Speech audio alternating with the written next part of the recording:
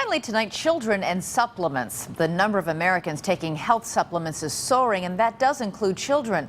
Sales of children's supplements now total $500 million a year. Parents think they're helping their kids by giving them supplements, but doctors say in some cases they might be doing just the opposite. With our series Daily Dose, here's ABC's David Muir.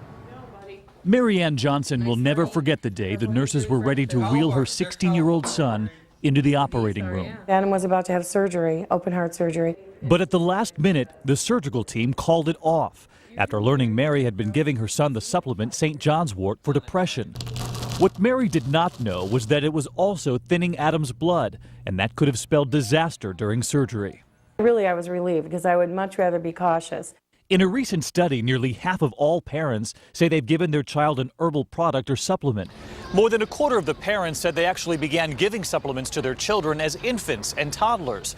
And as few as a third of the parents said they actually talked about it with their family doctor first. You have the chart? What's worse, medical experts say many doctors aren't asking either. When you pick up a bottle of an herbal medicine, does it contain what it says it contains? Are the ingredients the actual ingredients?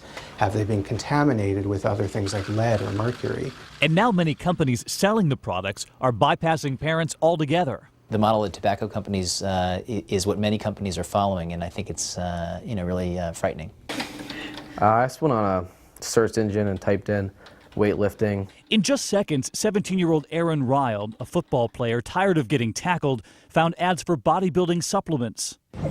And about $1,000 later, the 165-pound sophomore is now a 210-pound junior. We just asked him if it was safe and made sure there were no side effects, and said, we didn't tell him he could do it, we didn't tell him he couldn't do it. But doctors point out kidney failure and other complications have already been linked to body bulking supplements. Many companies are looking primarily at their bottom line, and they don't really care as much about health issues. Which is why doctors say parents must ask questions about an unregulated industry growing faster than they or their children can keep up with. David Muir, ABC News, New York. If you have questions about vitamins and supplements, you can go to our website, wnt.abcnews.com. And that's World News Tonight for this Tuesday. I'm Elizabeth Vargas. I'll see you again tomorrow night. For Bob Woodruff and all of us, good night. It's 29 after the hour. Please welcome to the program now Dr. Larry Rosen, who's here from